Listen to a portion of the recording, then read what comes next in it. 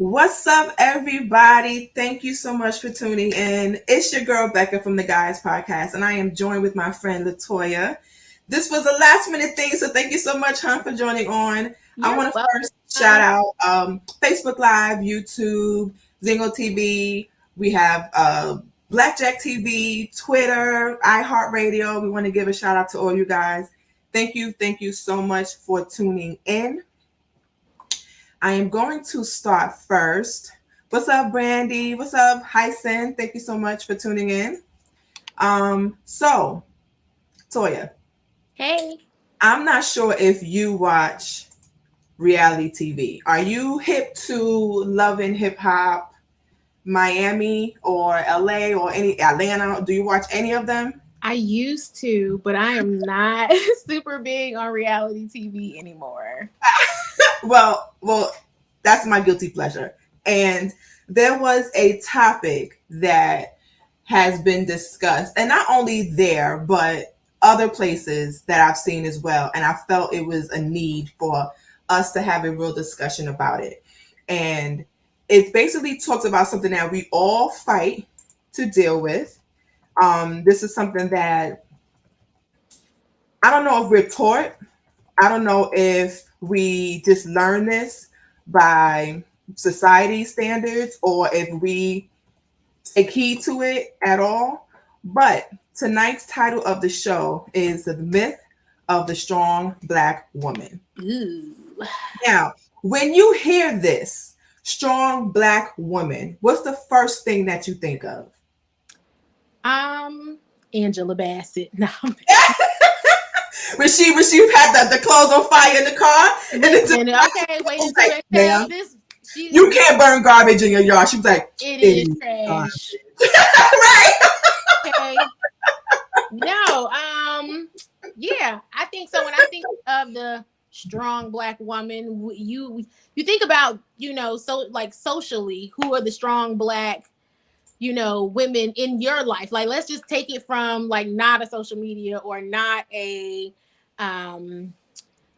not a reality TV thing. Like, just think, let's like put it on a smaller scale. Like your own life. Like, who are the strong women in your family? Because obviously, we're Black. So who are the strong, like, we grow up seeing it inherently from our moms and aunts and cousins and all. So we're gonna get into what you said, Brandy, about Brandy said, yes, honey, I'm ready for this conversation because being single and dating, I find men dislike women that are self-sufficient. Brandy, that is a whole new pod because let me tell you. Can I come on that one too? Prior to meeting my husband, that was an issue for me too. I think men do not know how to handle a woman that got her own $40. Yeah, I got more than $40. She got her own $40. They don't know what to do. They're a little bit shocked. $40 me. That $40 ain't gonna move me. So, Brandy, that's a whole mouthful. I truly understand that. But there was something, the first thing that I thought of, and those that know me, or those that know me best, know I try to think logically first before emotionally, because I know that sometimes those knee-jerk reactions, those emotional reactions sometimes are not the best ones. You're a Libra, right? I'm a Libra. So yes, the scales, they be all over the place. Be tipping. I get it. I'm a Gemini, so I'm reactive. Okay, right. And you could get the left reaction or the right reaction. Choose which one. Pick your player. Right. With Geminis, I know that it's usually I'm on whatever you on. So yeah, like you decide how we gonna act. Yes. So I understand that part. I do get that. But what I've learned is that as I've gotten older, I've understood the strong Black woman title to sometimes work in reverse. Like this is one of the reasons why I wanted to discuss this, and I titled it The Myth of the Strong Black Woman, is because there are a lot of myths about women, Black women who profess that they are strong Black women, right? There are usually times where you'll see a woman speak about this in defense of herself or to promote herself, right? So in defense of herself, it's more so like someone is negating her existence and her ability to maneuver in the world. So she has to tell you that she's able to do it. And the way that she does that is by telling you, I'm a strong Black woman. And I don't need nobody. And I don't need no, right. So that's one of the ways that they, that Black women usually profess that they are able to do whatever, whenever, however, and they don't need nobody. Right. So that's the time of defending themselves. When they're promoting themselves is when it's more so, I wouldn't say a competition, but there's a stance that they want to take, that they're above other people. So they say, I'm a strong Black woman. And when you ask most Black women to describe themselves, yeah, that's what they say. They'll say a whole bunch of stuff. Trey, I'm a strong Black woman equals I'm a grown ass man. Trey, don't start this. I'll send you this link. I'll get you on here. Don't start it. Trey, you might want to start this. I kind of want to hear what. Okay, I know. And listen, Trey is the homie. Trey has been on a few shows. And always him and his lady Sam always come through with great commentary. Thank you so much, Tayson. Great topic and discussion. I appreciate that. Brandy is saying, I am learning how to tap into my feminine energy and allow the man to fully operate in his masculine. Yes. Listen, the strong Black man, that's a whole nother. Shout out to our strong Black pie. Because there are. The funny thing about it is like my perception is, are we really strong, or are we just saying that to reassure ourselves? Right. Like, who are you trying to convince? Like, who are you trying to convince? Like, the world or yourself, sis? Like, did you need to have a pep talk with yourself? Because I find that that's like a thing where like a lot of Black women will consistently say, I'm a strong Black woman. I'm a strong Black woman. Oh, I don't need you because I'm a strong Black. Okay, cool. Yep. But are you saying that so many times? Like, I went to school for psychology. Well, one of my degrees is in psychology. So is that coming from, a whole internal struggle that you're having, or that you just need to have a little pep talk with yourself to remind yourself of what it is that you need to be doing out here? But I feel those two ways that we do use that. Right. And what do you, when you hear women say that, right? Does it come from, do you look at it as a stance of, okay, she's doing it, she's a boss, she's, making lemonade or whatever? Or do you look at it as if, like, sis, who you trying to prove yourself to? I would say probably the latter. Okay. That you say it so some women say it so much as a defense mechanism, as a term of reassurance. Like, if somebody, I'm a single mom, so my daughter's 12. I've had so many. She's mad fly, by the way. Huh? Haven's mad fly. I just want to say that. She's pretty fly. She got it from my mama. Okay. I believe it. Thank you. I've had so many people over my life tell me, you're so strong, like you're so strong. And the myth of the strong Black woman, in my perspective, is I want to tell them, do you think that I had a choice? Do you think? We're going to just get into it. Do you think a Black woman has a choice other than to show up and show the fuck out? Because let's unpack it on many levels. So let's talk about it in a sense of family dynamic, right? Women held the household down. The men back in the day, men go to work, make the money. You're the breadwinner. You're the head of the table. Women hold the house down. We raise the kids, make sure everything with the kids got their homework done, clean, cooking, making sure our man is taken care of, like the whole 9 yards, right? And also in the capacity when you think about things that, your grandparents may have gone through, your aunts, uncles, their husbands wasn't that faithful to them. So You see Their all other these other they kids. had other families. You see all these other kids And running you around won't the see them until school the with your funeral kid's face, your until husband's somebody face. die. You like, wait, that's grandpa other family? Like, Okay, oh, you finding out, you find out the family secrets when right. you You get like, older. where these cousins come from? Your grandfather? Right. Okay. So insert the strong black woman. Because you have to endure strength in class and suffering silence and still maintain the class and dignity. This goes all the way back to when we was, trying to just get a piece of the pie. Trey said that. Trey said most of the times I've heard I'm a strong black woman has been declaration of being a Yes. survivor of trauma. We'll get Yeah. to that, Trey. Trey, did you Trey. read my notes? Did you read my notes, Trey? I'm gonna get Trey. I'm gonna get him in a minute. I like Trey. Trey, come on, Trey let's been in start my on the phone next looking at my podcast. notes. But yeah, it's like, so you don't have a choice. So it is some sort of trauma. It is some sort of like you're surviving some sort of trauma, and everybody says the strong black woman as a compliment.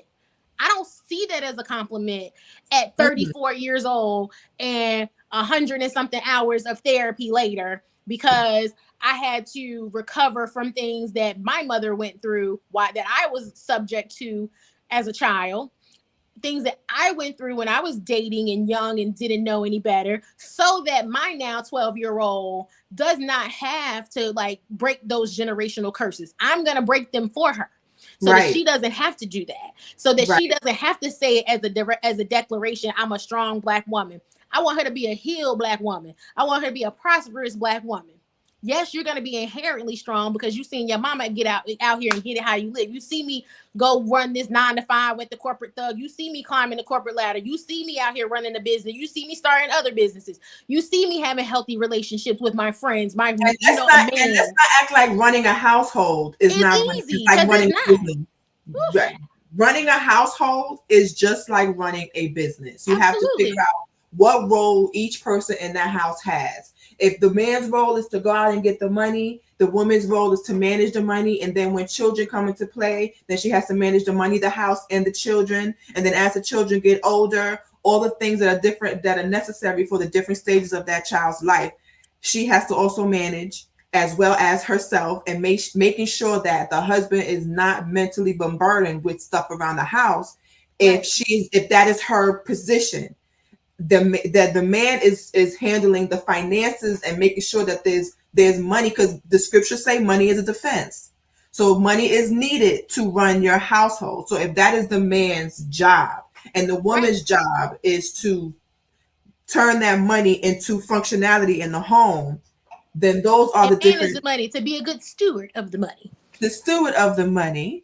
Then those are just like running a business. Right. I agree. And then, like I was saying, okay, you fast forward, it's the 70s, the 80s, the crack epidemic, the breakdown of the black family occurs.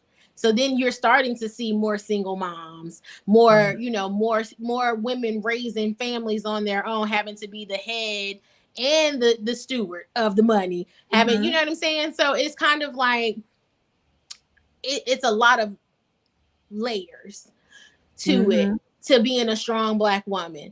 And again, hold on, before you continue, I see Portia in the background. Thumbs up if you're ready to come on screen. Hey, I can see you, Portia. Okay, so I'm gonna add her to the stream. Hey, Portia, thank you so much for joining us. Hello. Is this something above your camera, right above your head? Is there something? There we go. That's better. Yes, we didn't see that bun flourish on top of your head. Thank you, Portia, for joining. I appreciate it.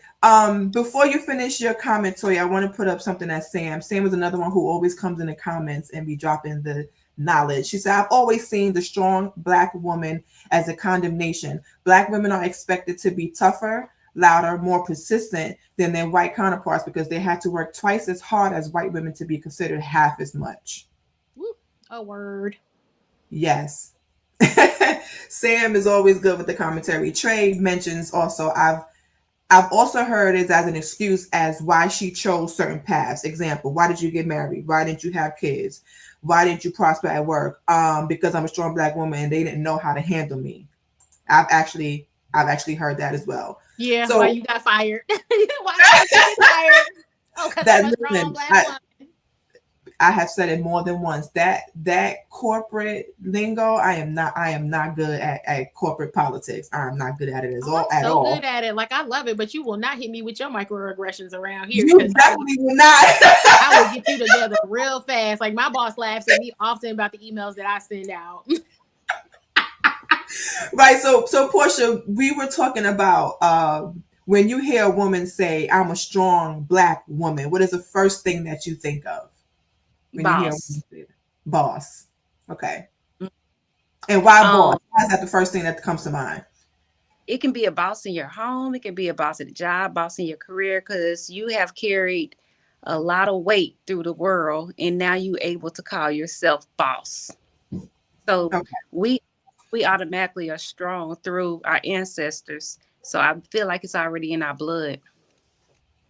Okay. So you feel being a strong black woman is hereditary. I do.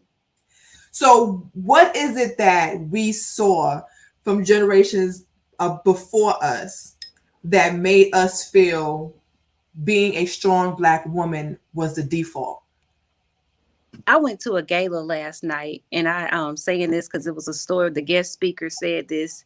Um, she said that she came from a poor household, but however, as kids, her and her siblings didn't know they were poor because her mom held it down, working 2 or 3 jobs. They never went without, and she didn't realize they were poor until she became an adult. So we always, yeah, like right. So we saw our parents hustling, bustling, and so we would not go without as our, classmates and everything else in life. So that's what we saw growing up, especially from my grandma to my mom to my great grandma, everyone. Because I saw my great grandma living. That's amazing. Hmm. So were there any men in the picture as well for those My, women? my grandpa, Okay. but not my dad. He was around, but I didn't see him, his duties in the household. Hmm. So, I mean, So to not to get too personal, you were raised by a single mother. yes. Okay. So what you saw coming up as far as your mom making it happen for you, you automatically saw it as a default. Like that's the Yeah. norm for you. That was the norm Yeah. for you. Yeah. Get it by any means necessary. And Toya, what about you? Same situation or no? So predominantly, yes, I had both my parents in my life, but I lived with my mom majority of the time. There was a few years that I did live with my dad, just intermittently, but for the most part, I was raised by a single mom. Okay. And see, for me, it's different. Um, I wasn't. I was raised with a two A parent two parent. household. Oh, you was a two parent baby. Now I'm I kidding. know, right? Like the nerve of my I parents. get that. The funny thing is that I might not have had both my parents in the household, but I Mhm. had both my parents. Like my father was amazing, but me and you talk about that all the time. So I can't say like, oh, I saw his duties around the house because I still saw my dad cooking, cleaning. Like that's who taught me how to cook. That's who taught me like what my routine should be in the morning to do, like to get ready. It was my father. Mhm. How to get ready. Like what like you're not the only his thing was you're not the only person in this house that needs to get ready. I need you to go in the bathroom, do everything you need to do in the bathroom at one time and bring your behind out of there. You can't be going in and Right. out, in and out. So I didn't so it's like, the dynamic for me, I can't really say, oh, I was raised by a single mom because I had both my parents. They just were not in the same household. Okay. So the majority. So you would not say the majority of your upbringing was just with your mom and periodically with your dad. You would say that it was pretty even. It was pretty even, and we had my upbringing is very different. I had a village. My Mhm. mother was there, but my parents growing up, both my parents were like on drugs. They were functioning. My dad was always a functioning addict for like literally his whole life, so it never stopped him from being present and Mhm. providing and doing what he Mhm. needed to do. But that's why I say my upbringing was a little different. I had, you know, my god sister, her family. You know, I lived with them, my grandparents, my aunts. Like it was a village. My brother, Yeah. like, you know, I had a village, so I can't say, oh, I was, so my upbringing was a little different, but you know, both sides of my families made it happen.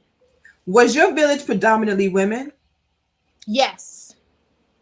What Yes. about you, Portia? I see you nodding. I see you nodding. You have the same experience? Yeah, my mom had 4 sisters, 1 brother. Yep. And I was in the house with a majority of them. And it was only 2 me and my grandpa and my uncle. Gotcha. See, my And that, dad had one, two, like my dad has like 5 or 6 brothers. My mom has you know, she had 1 brother, and then I was older and realized that we had another uncle that what I was talking about. Had another right. uncle. And then when I was older, you know, like my brother's friends became my bros. Then it was like my older, like then we have, it's only like in my generation of cousins, it's not very many girls, it's all boys. So then I have my older cousins like giving me the game, you know, that kind of thing. So I just say it was very even. Okay. And so my family is predominantly women too. What's so crazy I noticed about my family is that most of the men, you know, have died off. A lot of the people, older people in my family that are left are the women. And they're all down south. So I have heard that that happens a lot where because the older understanding is the men went to work, the women were home, right? So most of the time, because of the men going out to work and doing all of that, they died quicker than the women because the women was just home. It has a lot to do with the things of the body and just being out, being able to go out every day, and the mom having a different set of experiences at home versus having to deal with the stress of having to go to work and still deal with that. So a lot of the times I've noticed friends of mine who mention their family, they usually say, yeah, most of the men have died, and a lot of the women are still carrying the household and still And still men just living. don't take care of themselves. Like, you know, That could be it black men, also. Yeah. that's really what it boils down to with black men. You know, a lot of us grew up, a lot of generationally, you grew up, you know, not having a lot. So you going to the doctor was a luxury. Like, you know, Yes. you didn't Yeah. go unless you were dying. And what's so crazy is my father's from Georgetown, South Carolina, Southern man. He grew up on chitlins and all of that stuff, right? See? Pork rinds and all of that. So, um, you know, the difference was my father when he came to New York and started working. Um, he's had that same job for I want to say 38 years at Con Edison in New York until he died, and he was always like, you got to have benefits. You got to go to the doctor. You got to get yourself checked out. And what's so crazy is I don't remember my father having a common cold or the sniffles or anything. Um, and then one day he just did not feel well, went to the doctor.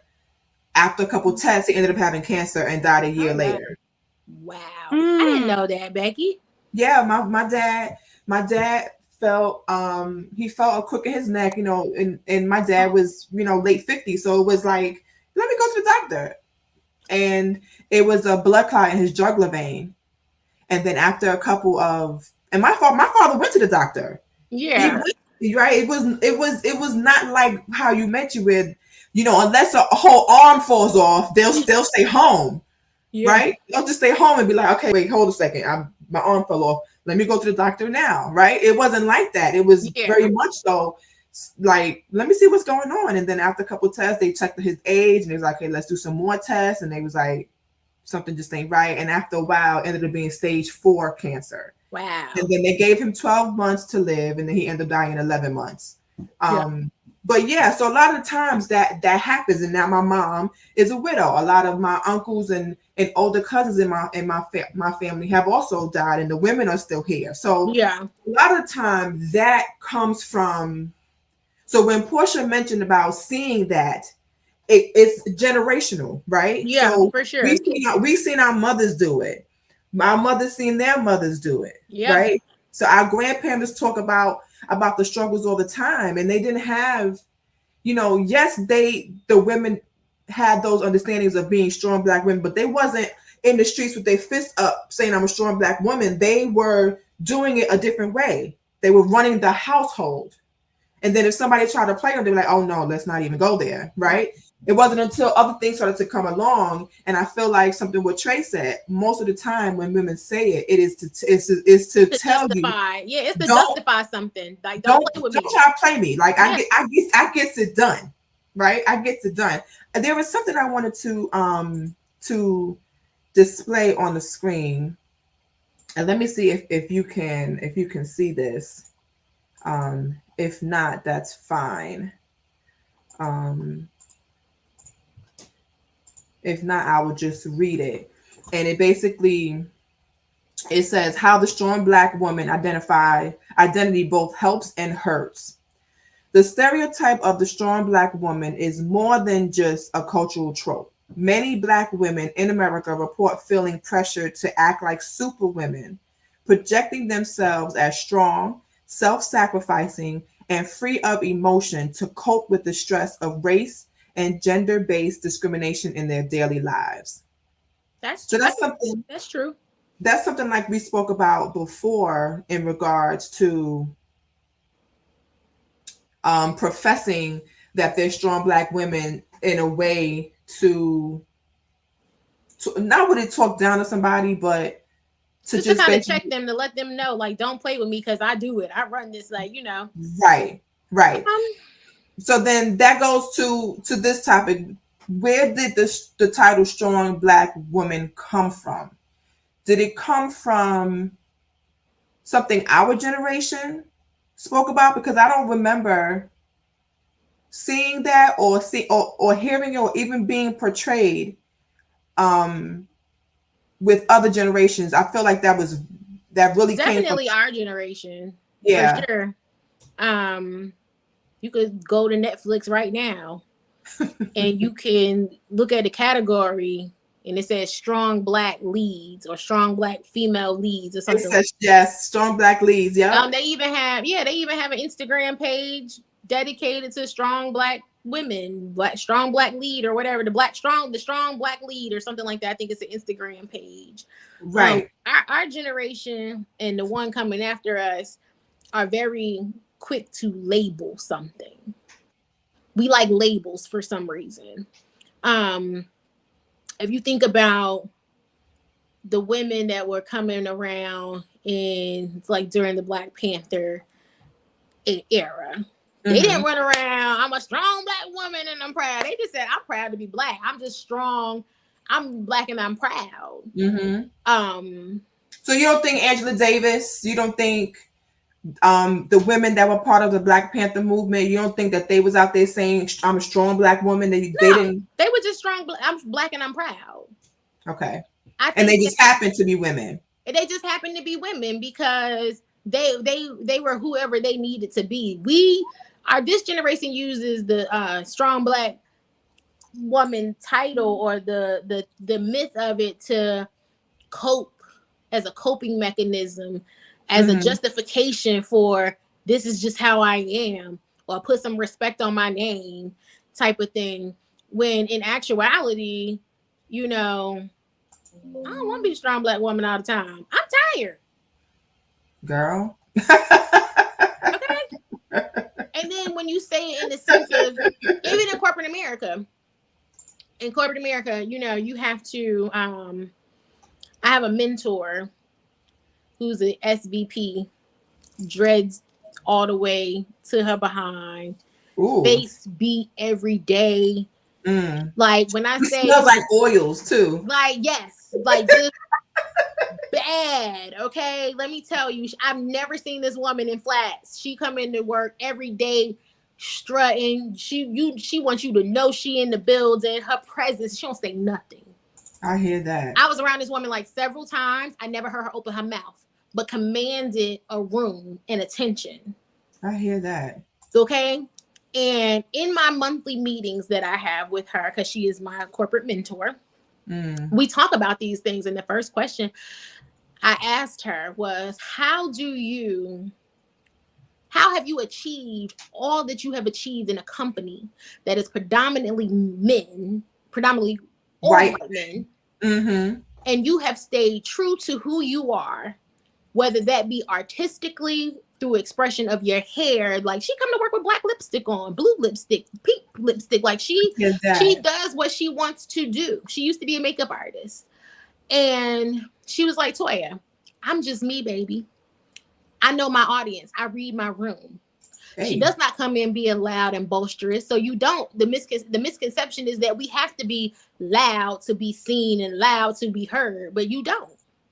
Right. It's a misconception that you do have to be the loudest person in the room when you really don't. It's all about reading the room and adapting. And I think that even myself, because if you know me outside of work or whatever, I'm loud. I'm loud as hell. Mm-hmm. And like I said, I'm a very reactive person.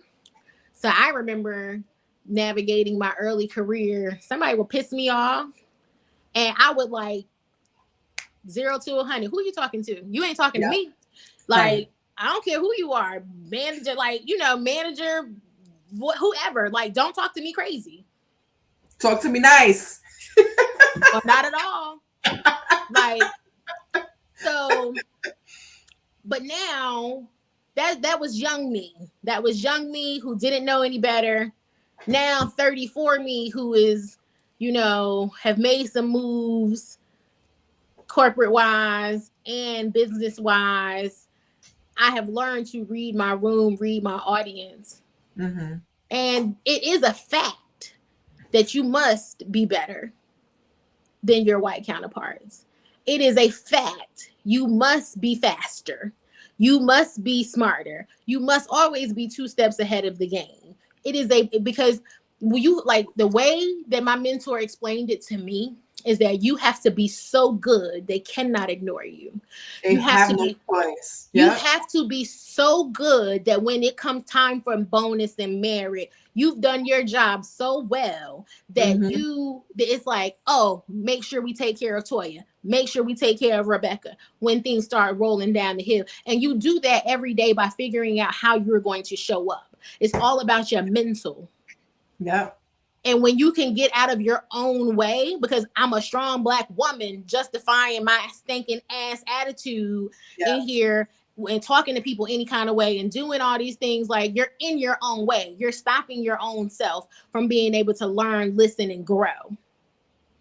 And I watched, so I'm really big on like watching like discussion panels and stuff like that. So and anybody that really knows me knows I love Sister Meghan Markle. Shout out to the Duchess of Sussex. But we do. We've had this discussion. I love Meghan Markle. Okay? You love her down. Like, I love Meghan Markle. You cannot say anything bad about Sister Meg in front of me or we're gonna have a problem. But I say that to say I watched on the New York Times Deal book. There was a discussion of bridging the gap. Mm-hmm. And it was a discussion panel between her, the editor of the New York Times, and Mellody Hobson. Mellody Hobson is the CEO of Starbucks. She's Black woman. Yeah, we talked about that about another pod about we named some of the companies that people didn't realize were owned. They were seeing. So Mellody is also the president of Ariel Investments. It's an investment firm out of New York, and they are a broker dealer, and they have about, I think it was like $3 billion assets under management. Okay, so basically they're the number 1 Black broker dealer in the US. Ooh. Okay, so the question was, and it's always resonates with me, the guy asked Meghan and he asked Mellody. Mm-hmm. And he made the statement because he was like, how are people like not intimidated by you? Because I feel like you just coming in here, the way you came in with your energy and everything, you had people with you and, all of that, like, that's intimidating to me. He's a white man. Now, if you don't know Meghan Markle, she's biracial. So you look at her, you really can't tell what she is, but she probably look Black, just light skin, whatever. And immediately Mellody interjects because Meghan was like, I just came in with me. Like, this is my normal energy. Like, I just walked in. What do you mean? Yeah. Yeah. And Melody was like, that statement in and of itself is a problem because Black women, we always feel the need to dial it down because we have to be mindful of how we talk, how we present ourselves, and how other people perceive us. But my perception and how you perceive me, that's your problem. That's not my problem. But I also learned you have to know when to shut up and just listen. Yeah. But that's also a problem that Black women face in corporate America because you got to be the strong Black person. You got to be loud. And and I'm a very bubbly person. Like when I come in the room, like, hey, y'all, how y'all doing? Yep. You know, whatever. And I teach like when I'm training my classes, like I'm the same way, like I'm bubbly. But, you know, I noticed that the higher in the chain I've climbed, I have had to learn how to censor myself just a little bit. Mm-hmm. Everybody want to be a boss. Everybody wants to throw this boss term around, you know, right. But when you're a boss and you're a leader, you're called to serve. That means that you're the last person to eat. Pretty much. A strong, a mom, a Black mom in a Black household is the last person to eat. You made the husband plate first, then the kids' plates, then your plate, then you just last one to sit down and your food probably cold by then. Again, it's sacrifice. It goes back to running your household when you're dealing with corporate America, running your own business. It goes back to the same sacrifice that a Black woman makes. So then that's why when people try to play us and mishandle us, oh, I'm a strong Black woman. Right. So Sam put something. She says it came from, talk about the title. It came from white women feminists watching the Black family be torn apart by the war on drugs and Black women raising their kids in the fallout. White women saw the fortitude Black women had and never questioned the why of it.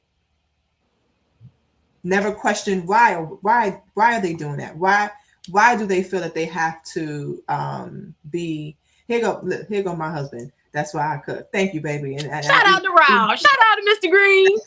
That's Mr. Green, y'all. He wants everybody to know he cooks, and I'm the one that eats. I have no problem in that. The boy Barnes in the kitchen, Toya. Let me tell you, he puts the two and two together. Anyway, I'm coming over for dinner. Don't even worry about it. I'll be over. Thanks, Rob, in advance. I'll bring the wine. Thanks.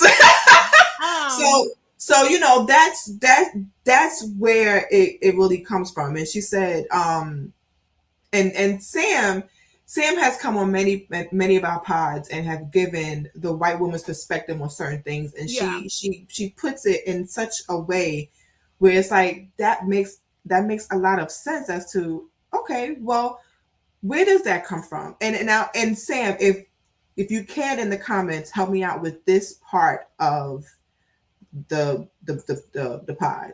Do women of other races profess to be strong?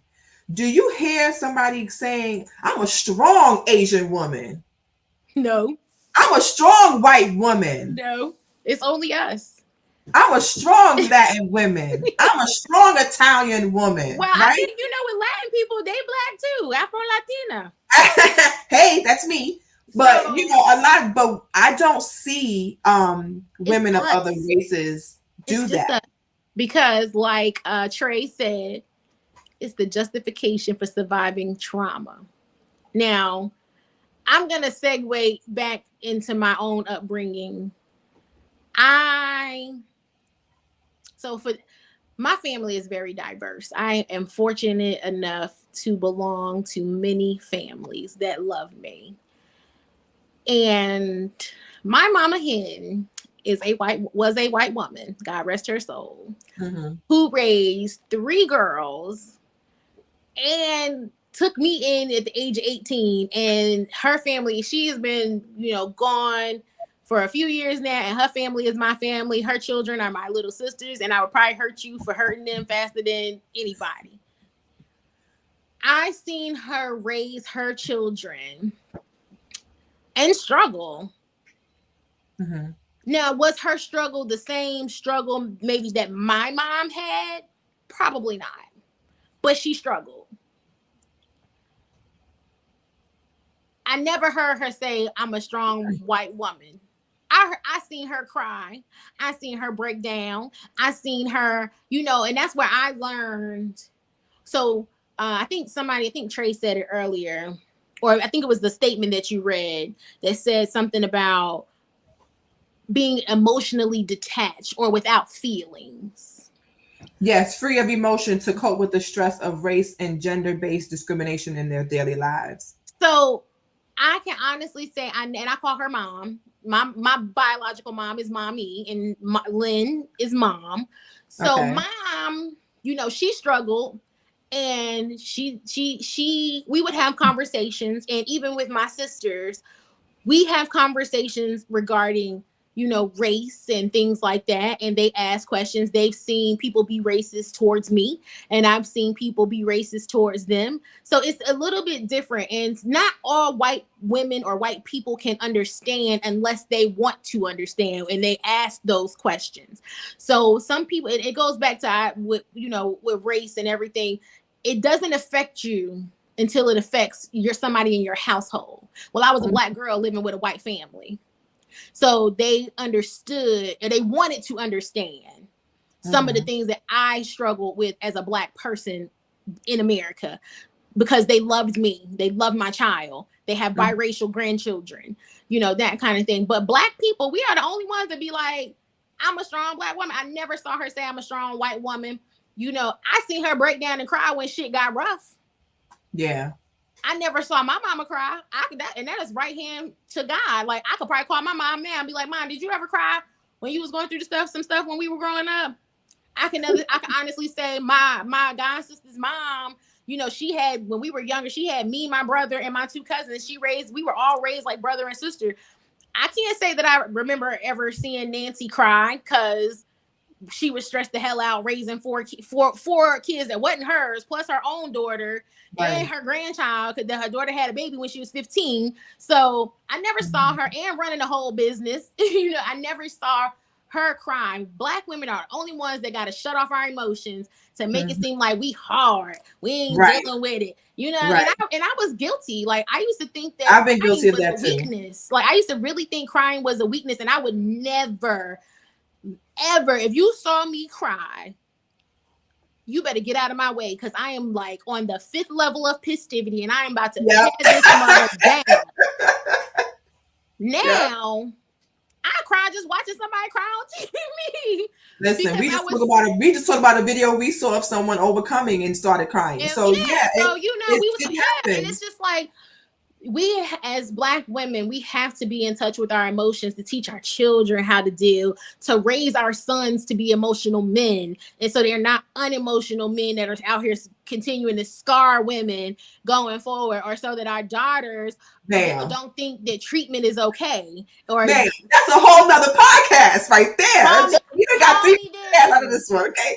That is a whole. But I'm just saying, so it's like, the strong Black, that's your justification for why you get to walk around emotionless, why you get to be a bitch. I remember that there was a point in time you could call me a bitch and I wouldn't even get mad. And you know what my rebuttal would be? Miss Bitch. That bitch. That bitch. Because if you're going to call me, you're going to call me by the right name. You're going to address me correctly. Call me a bitch now. Call me a bitch right now. You're going to hate. I'm calling my brother. So listen, so Sam wanted to give her input. White women always invoke their inner Black women when they felt they needed to portray themselves as strong. It's never a white woman calling on her own strength.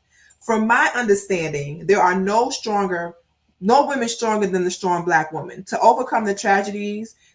She used a big word. Okay, I hear that. Their family being undermined. Excuse me. That's an SAT word right there, Sam. Being undermined by racism, right, and sexism altogether. That example of this. Ooh, you see these big words? Resiliency that doesn't exist in white women. Bam, she writing a whole soliloquy down there. I ain't even. I know. Look, here come there, Trey. That's my baby. Yes, that's your baby, Trey.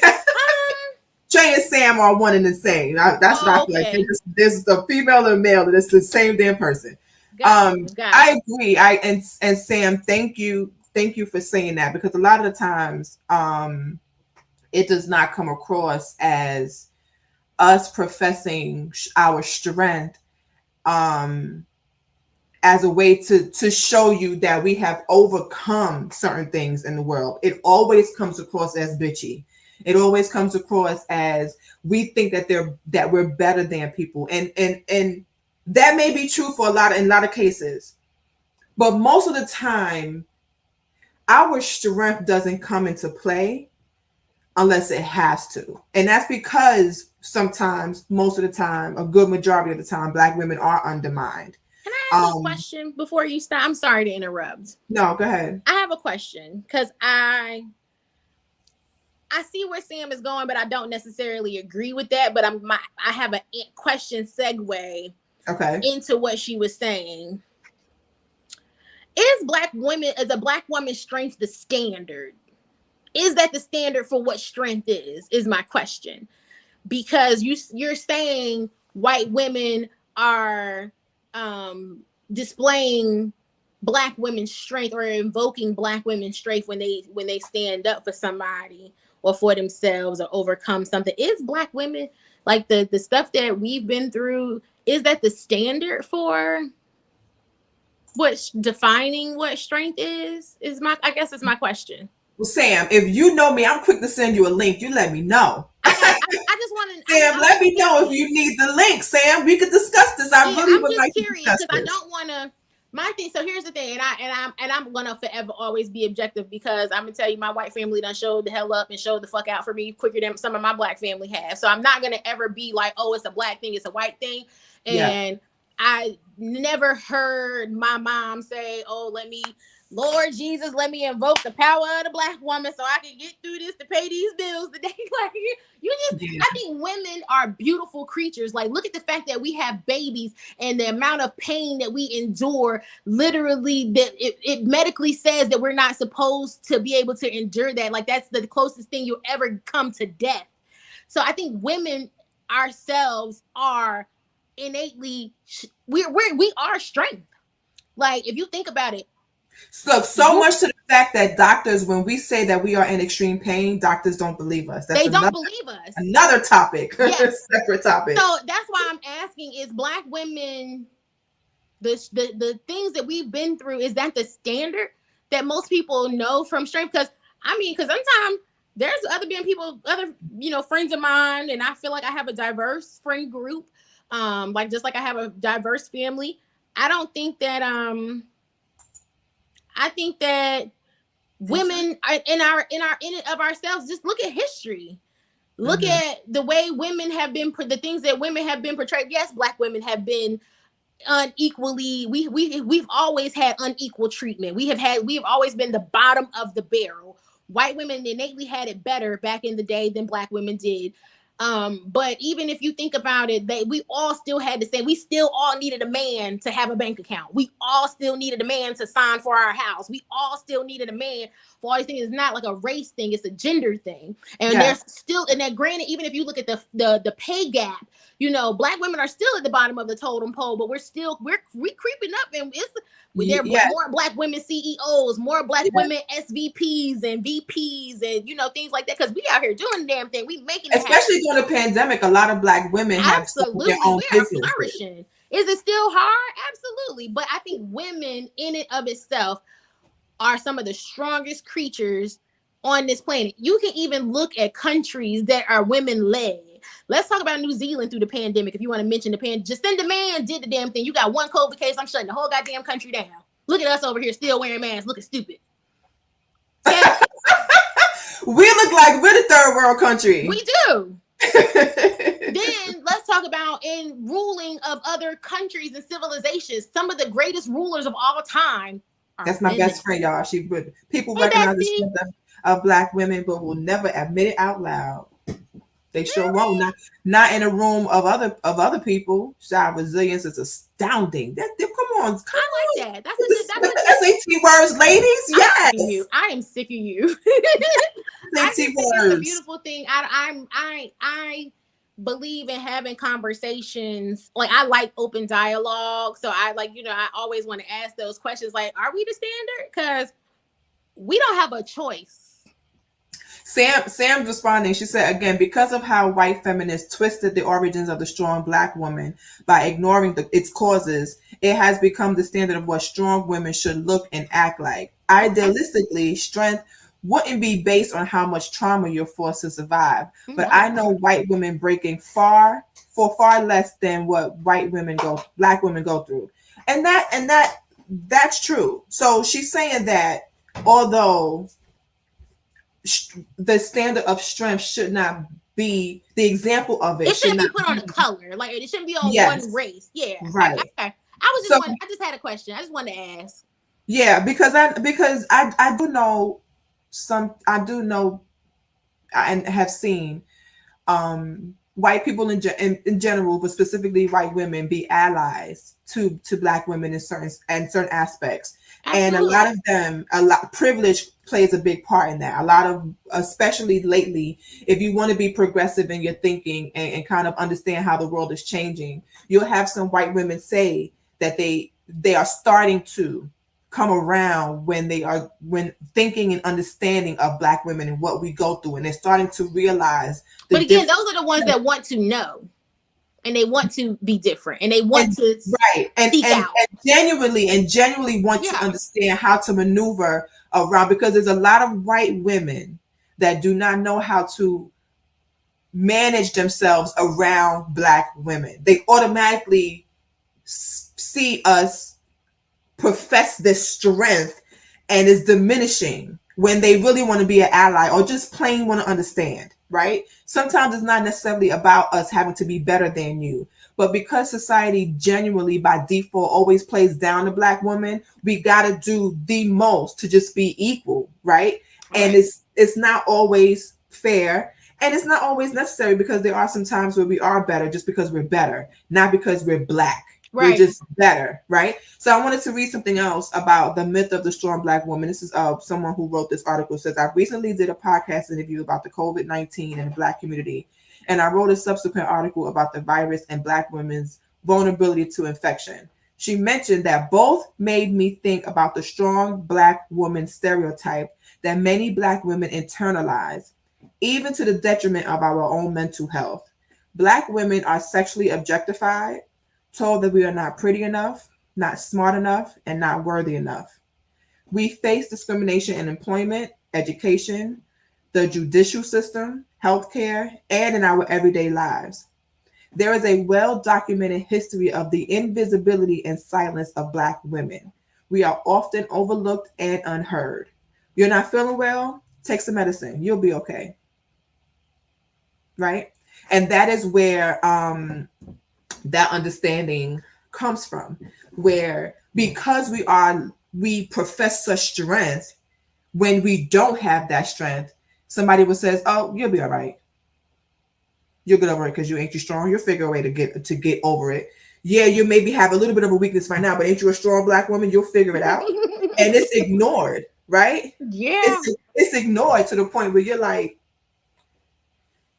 wait a minute, hold up, time out, abort mission. I don't want to always have to be the strong black woman. I don't want to have to be that all the time. Just like you mentioned before, it's exhausting. Yes. Let's just make this clear without any stuttering or without any thinking of how someone's going to feel about it. Yes, we get shit done. Because we don't have a choice. We can get it done. Practice makes perfect. We've had no choice but to get it done, right? I think I'm just thankful I encountered those people, those type of people that you're saying. Like I've never encountered that in my life, you know. I never have, and I'm thankful for that, because I'll probably go off. Like, did you just tell me what? Like, excuse me? Watch me hold what they say, hold my beer. Watch me, hold on. Hold my beer. Watch me work. Bet I can watch me work. It's more if any time I've been ignored when I wasn't feeling well, or I've been told to suck it up, buttercup. Or I've been told, you know, I was told by somebody that looked like me. I was told that. It wasn't from somebody that didn't look like me because they didn't have the cojones to tell me that. Like, you ain't. Right. When you know, when you really present yourself a certain way, people know they can't play with you. They know they can't play with you. Yep. I am one of those people. You cannot play with me. Right. I know that Okay? for a fact. You know. I've seen it. I've seen it. Please don't. Please mention. Listen, don't mention anything about Meghan Markle around her. You will see it. Okay. No, You will not see mistake, but take no shit. Do no harm, but take no shit.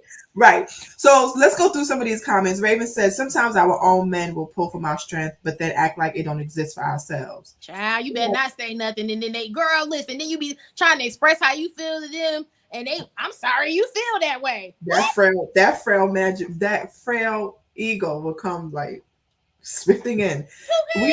We are taught that our strength is a negative attribute, but then it is copied as a positive attribute for someone else. I agree. Brandy said, because we will always figure it out, but on the back end, we really don't want to be the hero. Why can't we get help?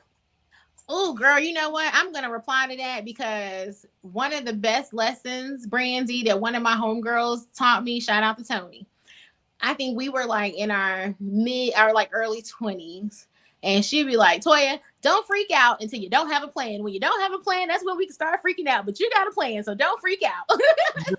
Right. You could do plan A, B, C, D, E, F, G. You be down to plan M. Like, we gonna figure it out.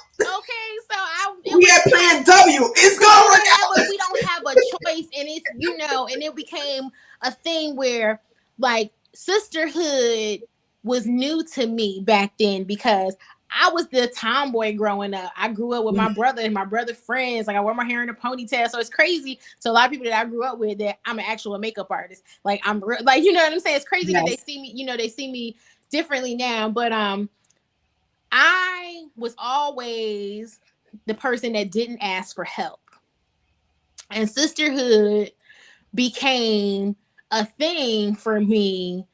And when my cousin introduced me to her friend circle, and I was like, oh my God, I just love these people.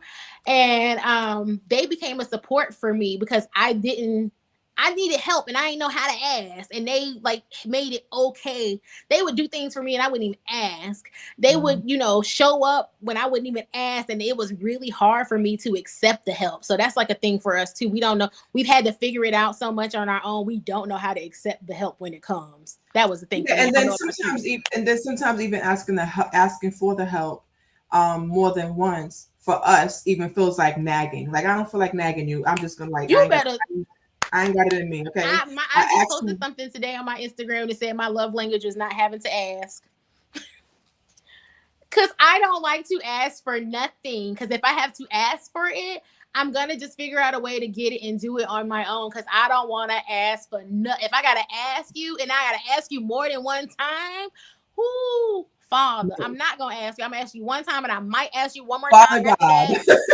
And I said might after, because if I gotta remind you, that means you really didn't want to do it in the first place. So we just gonna move on, and I'm gonna go find something. I'm gonna go figure it out.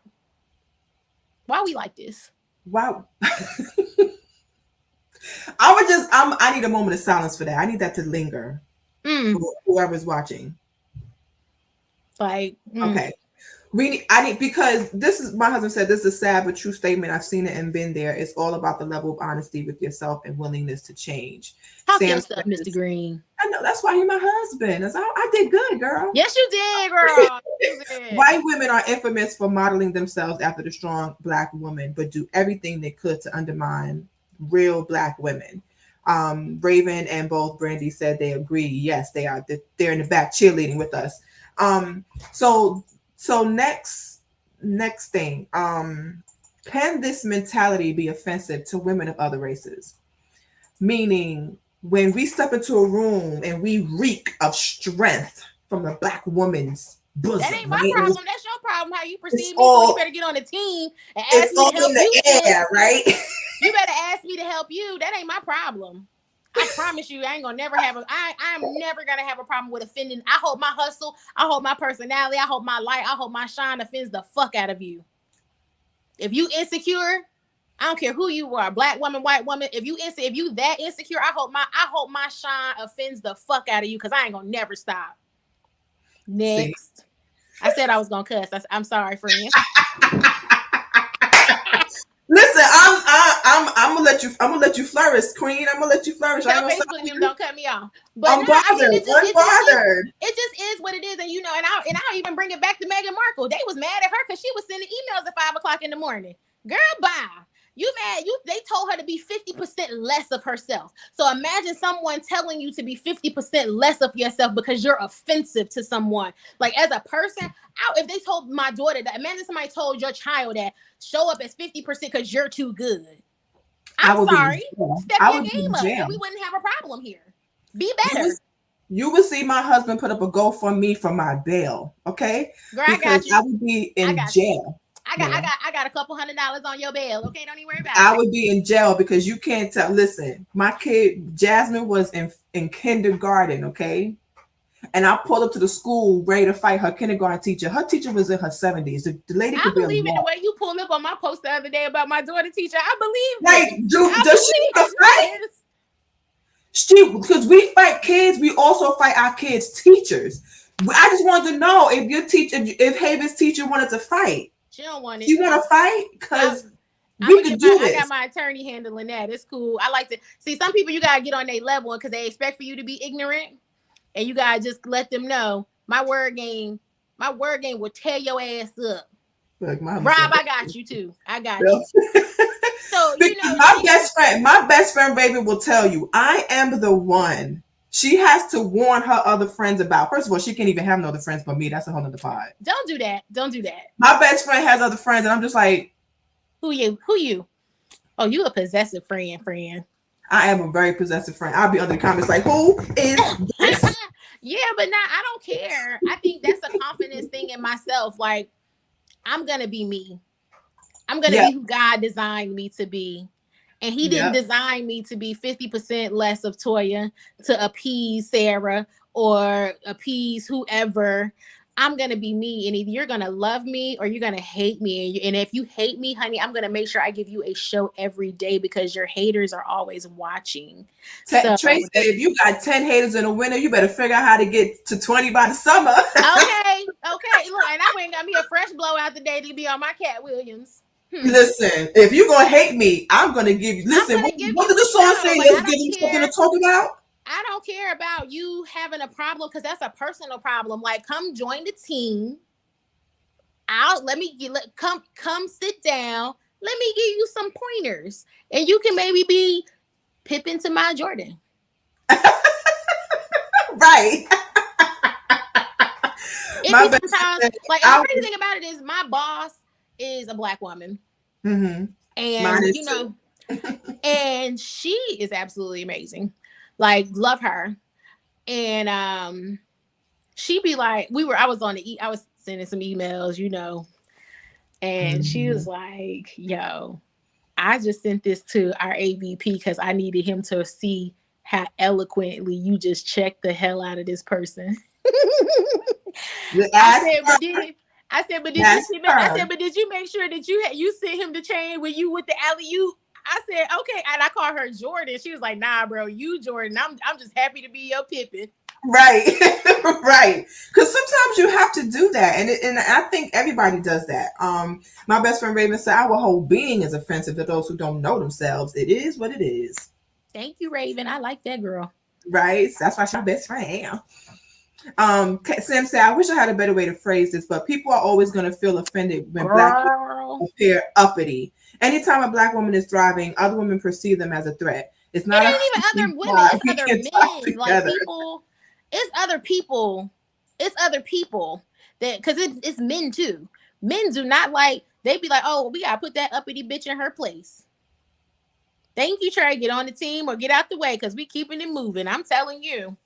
Now would that happen? Yes. So one thing that I found with the uppity, or they all, because you saw, I don't know if you saw, I put a thing on my page the other day, and I want to get into this actually about the strong Black women and the myth of it and the perception. When the offense comes from our own people, when the offense come from our men. When the offense comes because you what? Like, here's the thing. That's a problem for me. I have always been called, oh, you talk white. Why? Because I enunciate. I was told I was proper. Somebody told me I was proper. Nah, like, here's the thing. I've always been me, and I'm the same me that I was when I was probably 8. I'm just a little more confident because I was the chubby cheerleader, and I was, oh, you was cute for the big girl, and all of that, like those little funky backhanded comments. But it always comes from our people that say you're bougie. Like, people call my daughter bougie. Yeah, because if she was opposite, then she would be ghetto. Like, come on, cut it out. She's bougie because she likes nice things. She's bougie because she set expectation. She's bougie. Normalize. I say all that to say is normalize black luxury.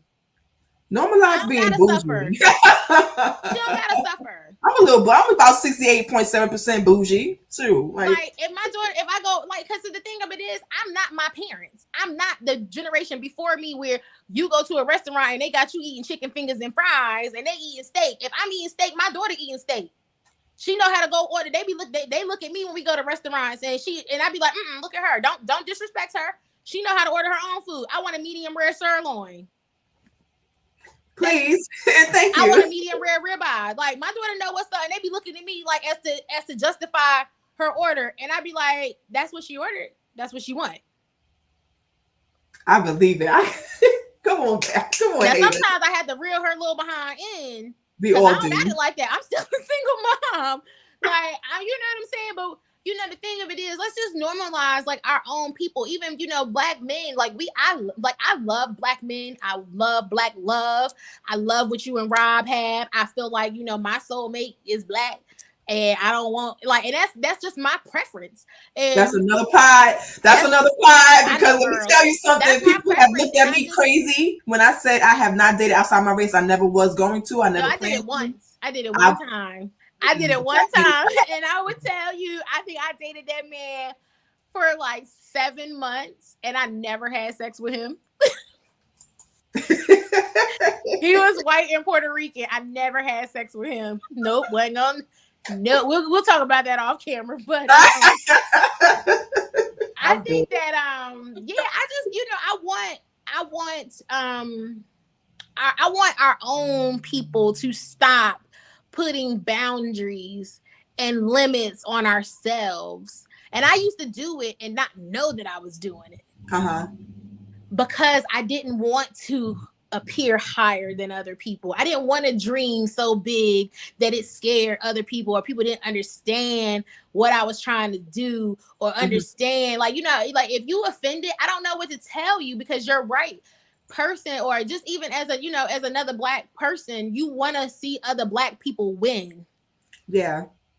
Brandy said, "Me too. I am a turn on for black men because I'm self-sufficient." All right, look, let's unpack. Brandy said she got her own $40. I am not a $40 female. Brandy said she got her own $40. We got our own $40, right, Brandy? Okay. She said, "I got Netflix, Disney Plus, Stars, and my own $40." On phone plan. My mama on my phone plan. Don't play with me. I pay other people's bills. Don't you play with me? Nah. So okay. So what I will say as being and let's just be clear. Like, okay, so I moved out of my mother's house when I was 16 years old. I have been on my own, taking care of myself with some help, for a majority of my life, even as a young single parent. Like, I thank God for my sister.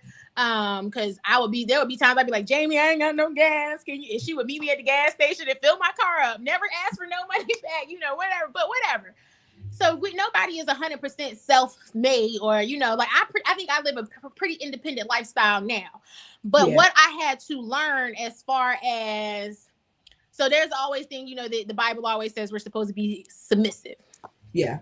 And we all know, as independent women who don't need no man, we ain't submitting to no. And the problem, we ain't submitting if you are not giving us something to submit to, if you are not a respectable black man holding it down, going to work every day, not making me out here look stupid by philandering with all these females and all this, I'm not, and you can manage your own finances, got a little 401k, because I'd be damned if I'm GoFundMe me and if your ass drop dead today. So, because I got my own. So, if you're not out here handling business, I'm not submitting. You're not going to tell me how to do something if you can't do it yourself, if you cannot provide. Okay? If I am the head and I am the woman and I am the head and I'm making the money, I make the decisions, because I guarantee you, baby, if the shoe was on the other foot and I was a stay-at-home mom, or I made less than you and you were the man and you were the breadwinner, you're going to make the rules. Okay? Because that's just how it goes. Sis. But I have learned through my recent relationship, I have learned when to shut up. We have to know we are not always right. We have to listen with the intention, not with the intention to reply, but with the intention to understand. So I think, who is it? I think it was Brandy that said something about, she is trying to learn to operate in her femininity and also masculinity. See, when we feel like the strong black woman, we always got to take on the man perception. Like we still have to, there's a certain level of masculinity that we still need and display, and it be over masculine. And that is a turn off to men. Like, no, they still want a soft woman. They still want a soft woman. We could be strong and we can still take care of. Yeah, that's the quote right there. Shout out to Brandy for the quote. But I like to quote people accurately, honey. Right. But we have to learn how to operate in our femininity, but still don't take no shit. We still have to learn how to be assertive, direct, but not rude and bitchy. And, you know, all these, and it is really humanly possible to do all of these things. Yeah. Trey says, does anyone consider that showing out or being prosperous and being downed by the community is more of a defensive reflex? More so from the perspective that being prosperous in the black community makes you a target from outside the community. Absolutely. I think it makes you a target in the black community when you flourish. Look at all our entertainers and our rappers. Right. Give me something to submit to. In fact, submission will automatically come if he is doing what he's supposed to do. Absolutely. It'll come, it'll be second nature. And that's what, but that's one thing. But we also got to we have to be in touch with our, I'm not even gonna say that. Let me rephrase. We have to have the space to feel, to be vulnerable. Mm-hmm. That is the problem. And through 180 hours of therapy, I've learned. I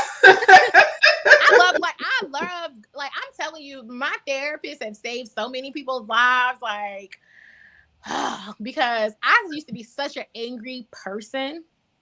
Like, I would just cuss you out and I wouldn't blink twice. Like, I had no feelings, no filter. You did not know what was going to come out of my mouth. Yeah. But it was because it was a defense mechanism. Yeah, it was a defense mechanism because I was so, like, not soft, but like emotional. Like, I'm so girl, yeah, girl. I've been in therapy for a few years, and I was going on like every other week basis. But it gave me the tools that I needed to break through, just like childhood traumas, feelings of not feeling good enough. Even though, you go through a lot and your parents don't realize how their decisions affect you. But I say all that to say I never got to feel supported emotionally in a relationship to be soft. I never got to feel like someone understood me so that I could be vulnerable, or they will always say, you know how people, when something happened to you, will let me know if you need anything. Well, no, I'm not going to tell you if I need anything, because if I have to ask, I don't need to be here. Like, I don't need to tell you. Like, you should be like, hey, what do you need? And I've been that person that be like, if you need me, let me know, whatever. And that person never reached out. So I have to, constantly say, hey, you're right, you good with everything. But at some point, if I've offered my services, or if I let you know that I'm here and I'm available whenever, and they haven't actually reached out to me, then I'll stop, because one or two things could be true. They actually don't need it, or they won't openly say, I actually do need your help with this, right? So I'll ask a few times, and after that, I'll stop. And the door's open whenever you Right, do and need. that's nothing. I don't think that Please there's let me know. anything wrong with that. I don't think that there's anything wrong with that. I think that as women, as Black women, as moms, as partners, as sisters, we have to create spaces for ourselves to be vulnerable, to be transparent. We didn't get a lot of conversation. Like, how many of us say that we sat around the table with our aunts and our moms and our grandmothers and talked about openly struggles that they've had in their relationships, how to be a wife, I remember I got engaged one time and I told him, I was like, I can't marry you. I've been a lot of things in my life, but I don't know how to be a wife. But here's the thing. This is what I learned. You only know there's certain knowledge that you know from the outside looking in. So I come from my parents who had a healthy marriage until my dad died. My sister and my brother-in-law have been together 20. I'm gonna say 20 so cute. Years or whatever. Hey, sister. I have had examples of healthy relationships and healthy marriages. Even my crackhead aunt and uncle been together forever. I am so done. Okay. So if I don't know nothing else, I do know it. Crackheads always got somebody, right? You know that. That's so my alcoholic, my aunt and my uncle don't smoke everything that you could put into a powder. Okay. So done. You can powder it and roll it into a blunt, they smoked it. Anything you can liquefy, they drunk it. Okay. And they are still together. Well, I say that to say, because it's a conversation that me and my cousin, we have a lot. And there's just a lot about growing up, being a woman, functioning in a healthy relationship that we did not learn, we did not see healthy. I never desired to get married when I was younger because I didn't see healthy relationships around me. Everything was like mad toxic, and everybody just swept it under the rug, and everybody acted like it was okay. Like I'm not a product of where I remember my grandparents living together under the same house. I have a couple of older cousins that remember my grandparents living in the same house, but I guarantee you they went to church every Sunday like they were still happily married, and they were not. So then that brings me to a topic that I also had. Is the Black woman's strength connected to the pain we endure, particularly from Black men? Absolutely. When you hear of a woman say that she's a strong Black woman and you ask her why, she will most likely attribute that to a man. Yeah. She would most likely say because I've done it without a man, or I had a man around who wasn't shit. He got tossed and I did it myself, or I'll never needed a man because I could do it myself and I could be bad by myself. Right? I've seen a lot of women who profess strength in being a Black woman attribute it to how much they've had to endure from men. Right? Yeah.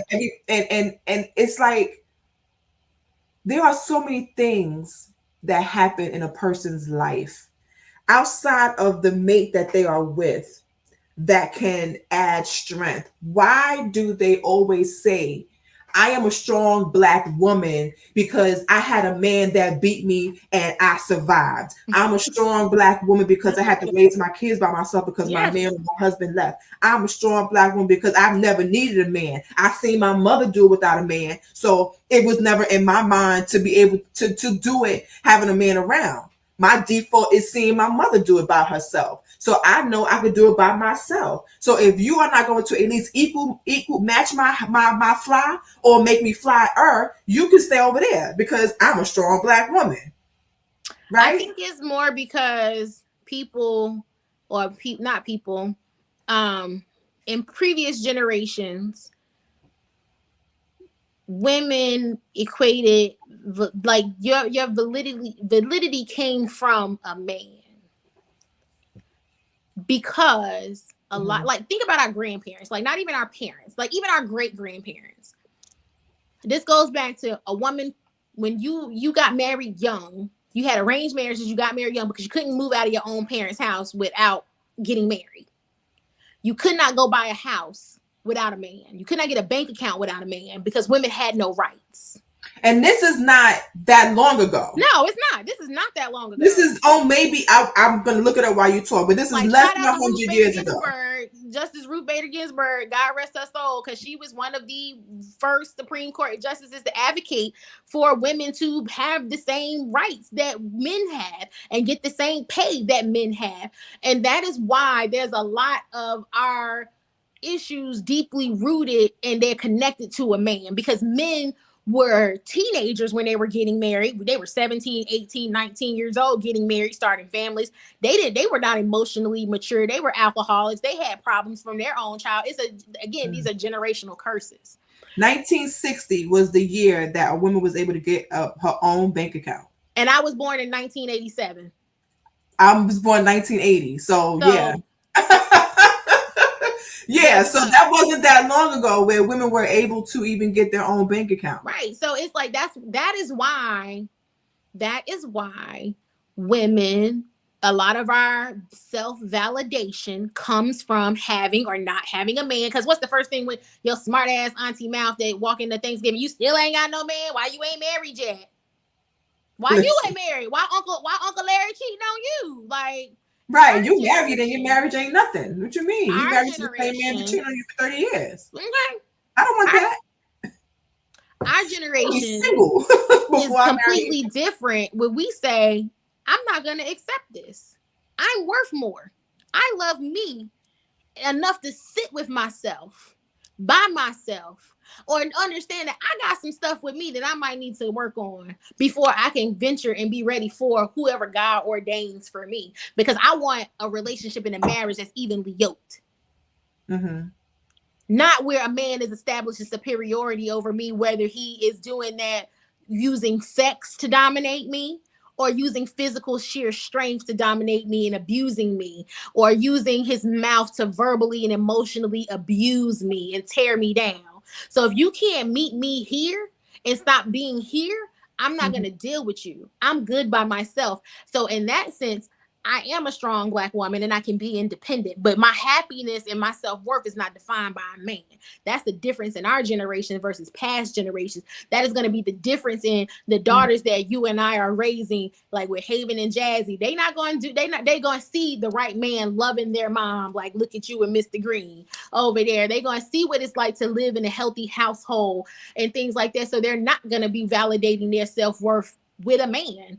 And that is a big thing. I'm sorry to interrupt, but I need to highlight that. That is a big thing, because I've actually told my daughter this one time. She seen me and Mr. Green kiss, and she was like, "Ew." And I was like, "Jasmine, please, it's a good thing to have to see your mommy loved by somebody." Right. I see my mother loved by my father, right? And people and we joke about two parent household versus single mom household. We joke about that, but it's very, it's absolutely the truth. It is very important that, but that goes for both men and women. It is very important that little girls see their mother loved by somebody. It is very important that that little boys see their daddy loved, even not their mother, but just a woman. It's very important for them to see that, because that shapes their view on relationships. I have a very different view on relationships, and that they can work and that they can be successful, because I've seen it myself. Right. A lot of people that I know that have that mentality that they believe men ain't shit, women is trifling. And when I ask them in conversation, it comes out that they were raised by a single parent, and they do not know what is successful. They never seen it. They've never seen it. So in their mind, it either doesn't exist or it's extremely hard to get. It's rare. Yeah. Get it, it's going to be a lot of work to keep it. And it's like, yes, even if you don't legally get married, but you're with someone for several years, that still work. Things. There's still going to be things that you have to work on. My sister and my brother-in-law have been together 22 years, been married 20. You mean to tell me it's been easy those 20 years? My dad and my mom were together until my dad died. You mean to tell me that all the things that matter in a relationship never came up in them 30 plus years they've been together? You don't know what my mother had to go through to see my father be a strong, vibrant man who did things around the house. My father could build anything. As long as he had a structure, she was like, okay. My father was a handsy guy. All of a sudden, couldn't even eat a bowl of oatmeal because he threw up. Yeah. My daughter was 6-7 months. I think Jasmine was less than 10 pounds. My father couldn't even pick her up. Mm. That was the last time she seen. It was the only time she seen my dad. I have that one picture of my father holding Jasmine, and she's on his lap, and he just has her arm under her because she was even 6 months, 7 months was too heavy for him to pick up. Mm. This is a man that got up and went to work every single day. My father was the man. I always say my father was Obama before Obama because Yes. everywhere my dad went, he made a friend. Right? So Yep. to see somebody go He never from met a that, stranger. right, to go from that to being in hospice. You mean to tell me that they didn't go through things? My father was healthy until he got stage 4 cancer. It was like one day he was healthy, next day he was dying. Right. I was trying to look for a quote that a friend of mine had posted on her Facebook. Her and her husband have been married for, God, I think almost like 30 years. And it was something about perseverance that she posted. And I think a lot of the times that is where it comes from. Sometimes it may not be. It could be the words that are used might not be the right words. You know, not everybody is eloquent in their speech. They just say it out and may not know the right words to use. But ultimately, it still is the fact that there is strength that we have because of certain things that we've been through. Yes, some of those things that we've been through have to deal with men.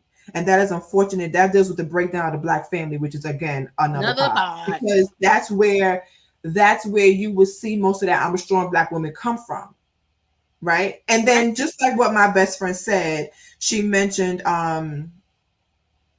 we teach what we know until we know better. Absolutely. Right? Trey mentioned because the Black community for centuries have equated survival to strength, from chains to projects to yesterday.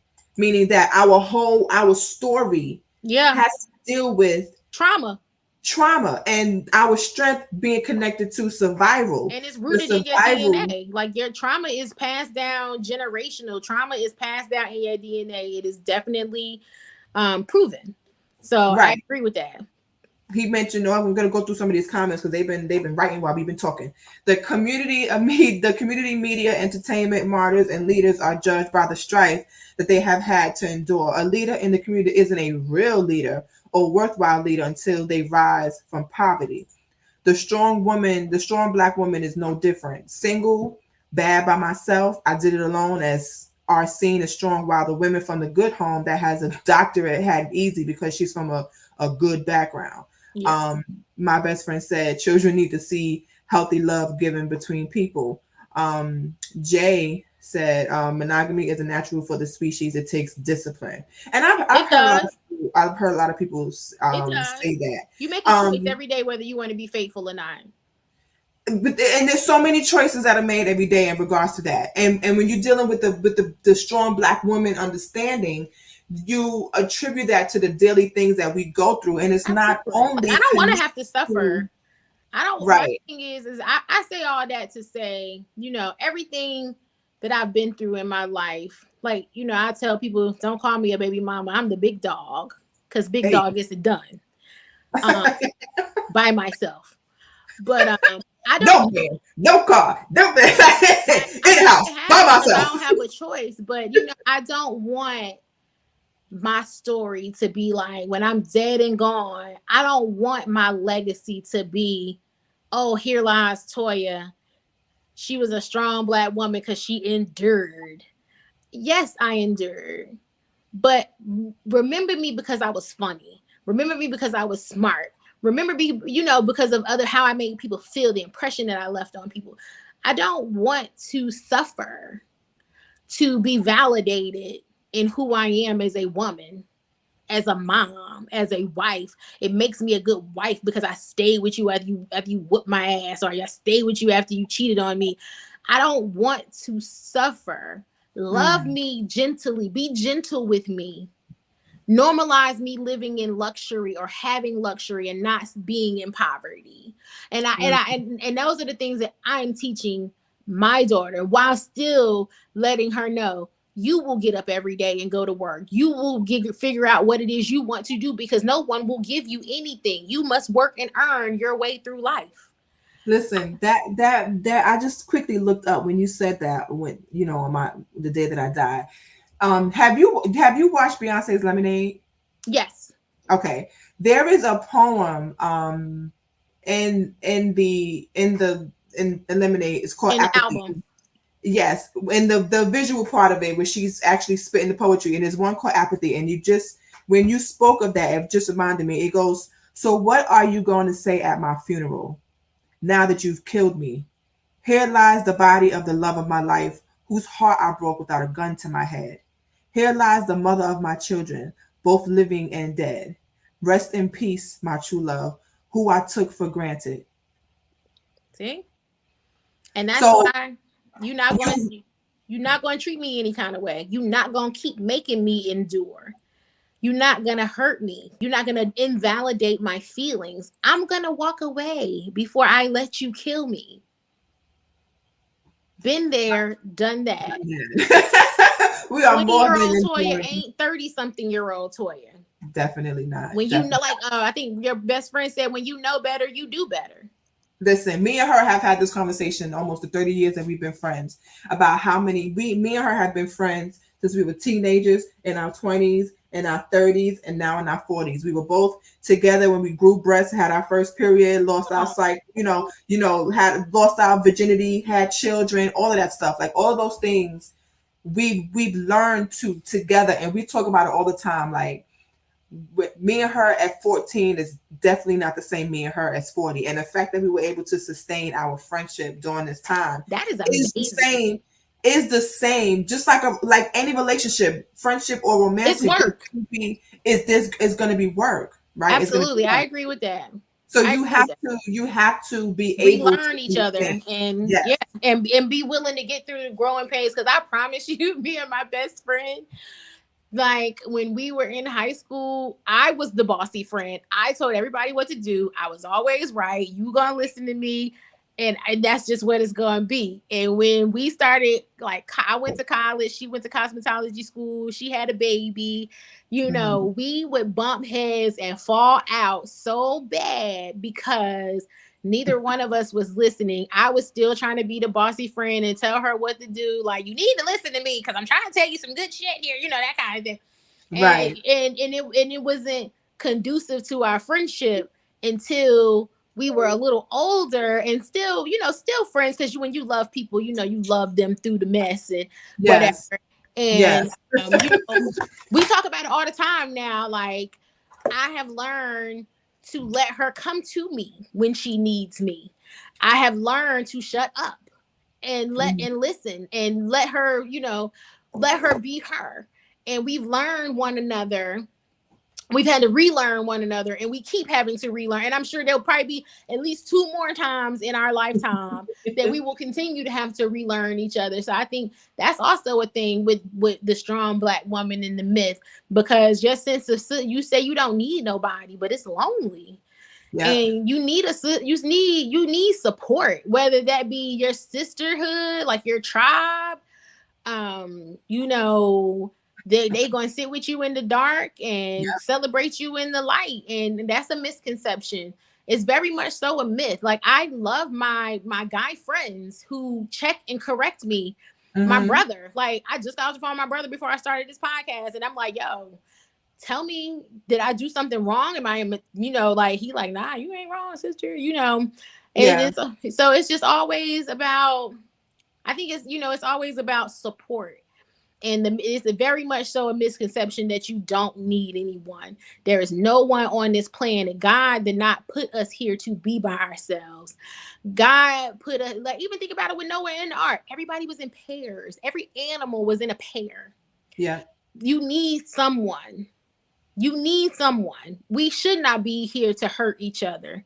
We should be here to, like, support one another, whether Black woman to Black woman, Black woman to white woman. It's just woman to woman, Black man to man. And we ideally would want, to be this way, so that we can have a little bit of peace and harmony. And, my life right now, I'm all about, my peace and operating in extending grace to others and extending grace to myself for for who I used to be.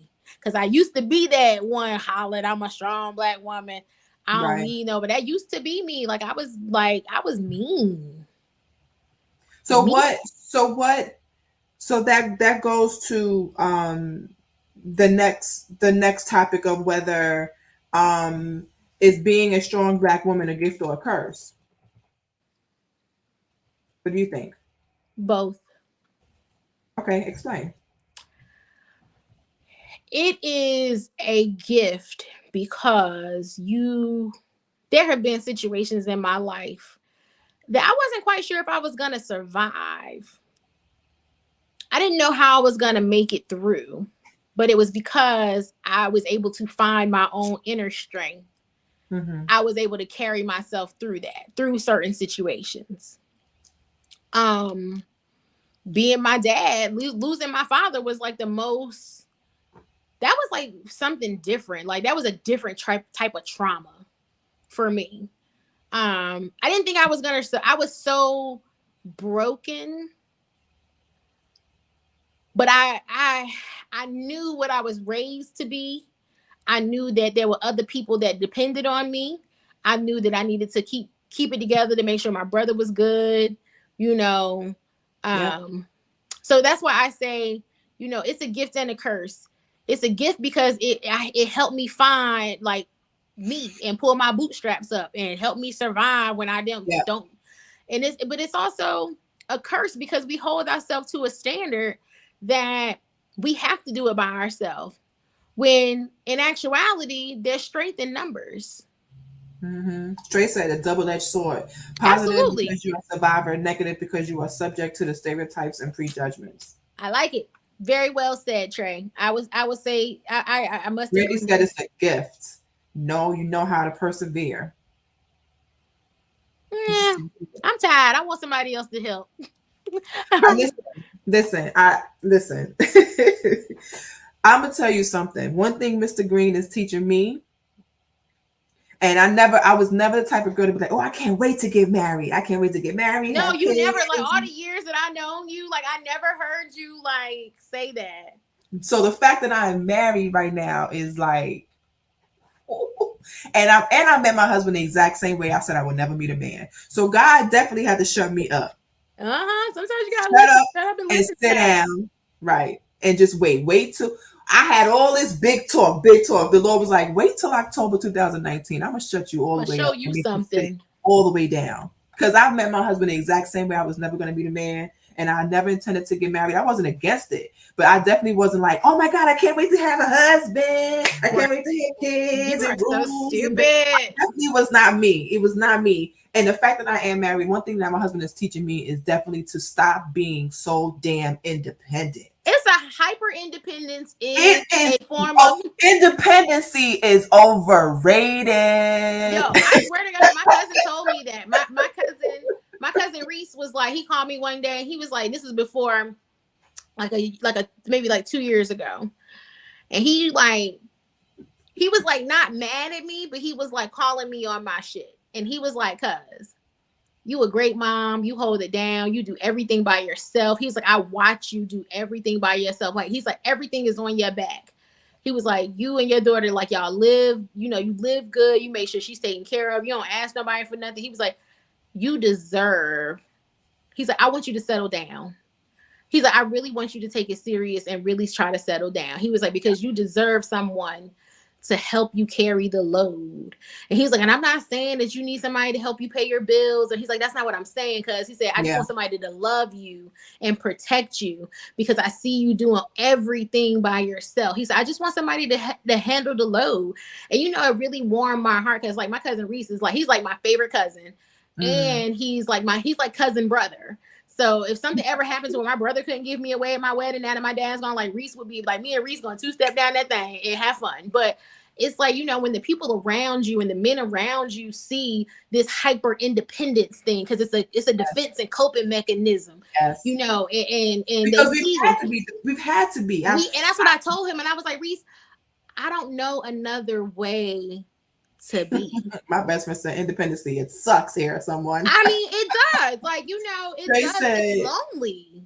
Yeah. Trey said on the subject of independence, I've said this before on other pod, wolves can survive alone, but they hunt in packs for a reason. Absolutely. I agree with that. Because you know what, Trey, my very first, like, I tell my daughter every day before she go to school, are you a wolf or are you a sheep? Every day I get her the option, are you a wolf or are you a sheep? You gonna go with the flow or you gonna run by yourself? And I just tell her that just, you know, so she can make sure she following and setting good examples no matter what everybody else is doing. So that's like one of my little spiels that I be like going when she messing up. I be like, are you when she start, but what they told me, and it was, I'm like, no, they told you. Who is they? Because are you a wolf or are you a sheep? I have that same talk with Jasmine. Every time something happens in school, she always wants to blame somebody else. And I'm saying, let me tell you something. I told Jasmine, I said, I've been your mother your whole life. I'm sure you know by now. I don't give a damn about nobody else because what they do is their parents' problem. Let their mother figure that out. You have to come home here. You live with me, so and you can't do what they do. No, you cannot. And you know, we have. And I before Mr. Green, it was just me and Jasmine. And Jasmine, I saw a quote somewhere where it says single mothers and their children are being raised together. That's accurate. That's fair. Meaning I'm Jasmine's raising me as I'm raising her. I agree with that because I'm gonna tell you, Haven's smart. That single black females, strong black woman thing, along with the single black female, it goes along with what you said in the very beginning is the strength that we have is kind of, it was dished to us. Like it was the lemonade that we had to make out of the lemons because we had no choice. And I remember just like when you mentioned about your father dying, I was a new mom when my dad died. Jasmine was so I'm over here dealing with being a single mom, a new single mom, and then my dad dying. I'm in New York. My parents is here in North Carolina. I'm trying to figure out what to do with myself. I'm looking at Jasmine like, what am I going to do with you? This whole little human. Like, I'm supposed to be raising you, but how? Yeah. With what? Like, what am I doing? So I'm just trying to figure all of that out. And then that's where you have to kind of just say, okay, you know what? All right. Okay. Get it together. Okay. Yep. Because you don't have a choice. Right. Before I step out, what do I gotta do? Okay, we got the stroller. Okay, make sure she got like 100 Pampers with me. I got a lot of wipes. Okay, I got extra clothes. Okay. Now I gotta drop her off to daycare. And I gotta head to work. I gotta do this. Okay, I gotta leave work ahead of time because I'm gonna run into traffic and I gotta be home. So I remember telling my husband one time the stress that I had to go through each day. Just in one day, waking up on time, getting me and her ready, dropping her off to school, driving from Concord to South Charlotte. It took an hour to get there. From whether I took 85 or 77, it didn't matter because that was making that from Salisbury to South Charlotte. And then you worked at one point in Fort Mill. I still work in Fort Mill, but we work from home. Thank God. Look at how the Lord be moving. So you took about an hour to work. Then whatever time, right. So then whatever time that I was at work, I had to make sure that I was back to pick her up no later than 6 o'clock, which means I had to leave work no later than 5 o'clock. God forbid there was traffic and or accident. I'm already late. So now I'm on the road, helping. I'm over here trying not to get a ticket, not to go speed, not to get, not to an accident. Then I have to go pick her up. Then by that time it's late. I'm hungry. She's hungry. Then I have to I have to make sure that she eats, make sure that she changes her clothes, give her a bath. I have to figure out what the hell I went through during that day. Now it's 9 o'clock and I'm like, I just need 5 minutes for myself. And you can't have 5 minutes because you got to wash your butt, probably eat and go to bed to wake up to do it all over again. And that was during the time that I was also doing the improv comedy around town. Remember I was doing that? Oh, yeah.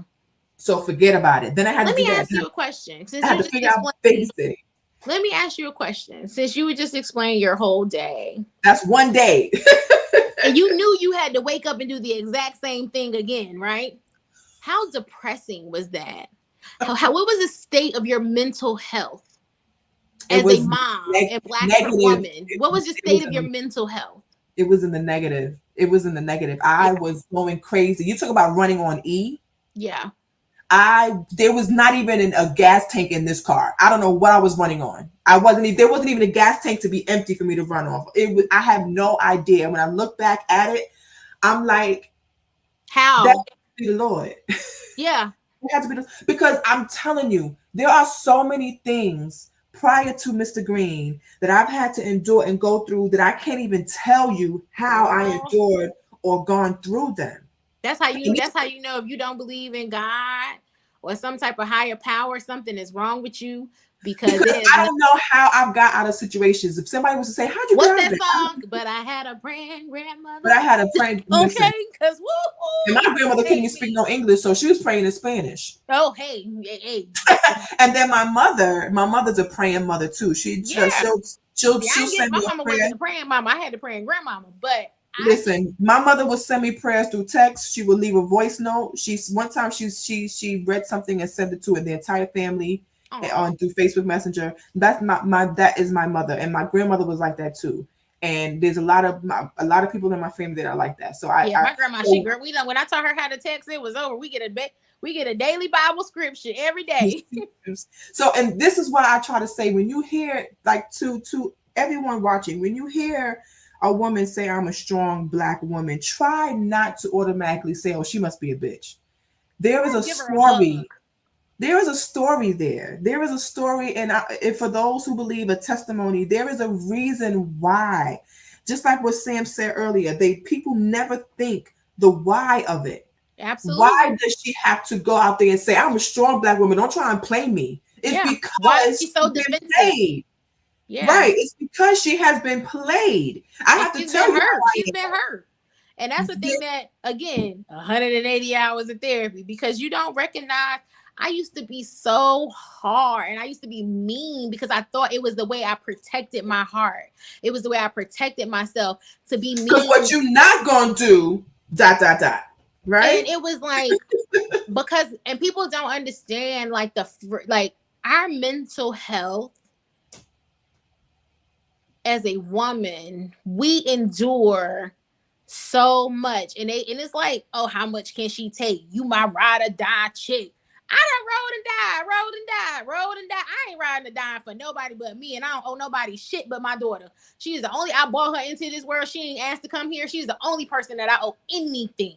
I do not owe my mother anything. I do not owe my brother anything. I do not owe my father anything. I owe my child.